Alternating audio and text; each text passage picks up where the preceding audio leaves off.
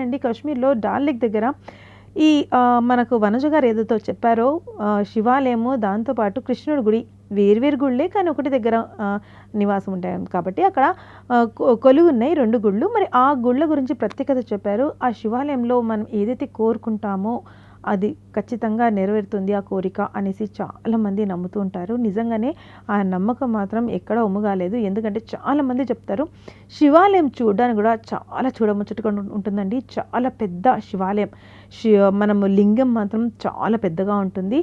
మరి అక్కడ ప్రత్యేకించి మనకి పండితులు, పూజారులు ఇలా ఎవరు కనిపించరు. అంటే మనమే స్వయంగా వెళ్ళి చక్కగా మనమే మన చేతుల మీదుగా శివాలయం మీద మనము లింగం మీద నీళ్ళు మనం అర్జించుకోవచ్చు. అదేవిధంగా పూజ చేసుకోవచ్చు.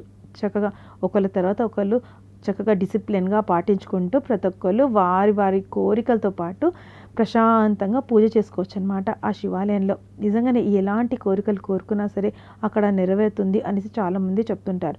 మరి అదేవిధంగా చాలామంది అంటే ఇప్పుడు కాశ్మీర్కి మనం వెళ్ళే పరిస్థితి లేదు కాబట్టి మనము అదేవిధంగా మనకి ఆల్రెడీ మనతోటి షేర్ చేసుకున్నారు నాగరాణి గారు కూడా. ఉస్మానియా యూనివర్సిటీలో కూడా ఒక చక్కటి గుడి ఉంది అనేసి అన్నారు. లక్ష్మీ నరసింహస్వామి గుడి అనేసి చాలా పురాతనమైంది, చాలా పాతకాలపు గుడి అనేసి అన్నారు. అక్కడ కూడా మీరు ఏదైనా కోరిక కోరుకున్నట్లయితే ఖచ్చితంగా నెరవేరుతుంది అనేసి అన్నారు.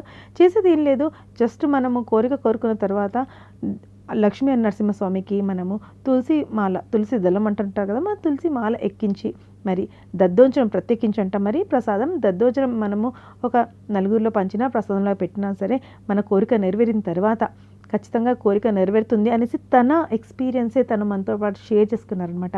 మరి మీరు కూడా మీ దగ్గర ఇలాంటివైనా ఎక్స్పీరియన్స్ ఉన్నట్లయితే ఏదైనా గుడి ప్రత్యేకత, ఏదైనా దేవతల గురించి ప్రత్యేకించి ఏదైనా పూజల గురించి అయినా సరే, మీ ఊరి గుడి అయినా సరే, మీ ఊరి గుడి ప్రత్యేకత గురించి అయినా సరే ఏదైనా సరే మాతో షేర్ చేసుకోవచ్చండి.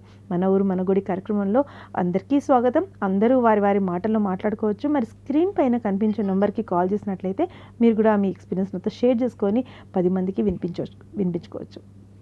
నిజంగానే అండి, ఇంతకుముందు కాల్ చేసిన వారు కూడా వంజ గారు కూడా చక్కటి కోరిక, నిజం కదా, న్యాయమైన కోరికనే. ఇప్పుడు ఏదైతే మనకి బయట ఏం జరుగుతుందో అందరికీ తెలుసండి. మరి అలాంటి ఏం జరగకుండా అందరు ప్రశాంతంగా ఉండాలి అనేసి కోరుకుంటున్నారు.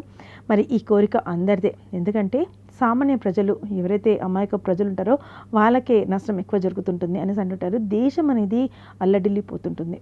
సో మనము అలాంటివి ఏం జరగొద్దు, అందరికీ ప్రాణ నష్టం ఎవరికి ఎక్కువ అవ్వకుండా ఎవరైతే మన వాళ్ళు ఉన్నారో, ఆర్మీ వాళ్ళైనా సరే ఇంకెవరైనా సరే అక్కడ మన వాళ్ళు ఎవరైతే ఉన్నారో అందరూ జాగ్రత్తగా ఎవరికి ఏం జరగొద్దు అనేసి కోరుకుంటున్నాము.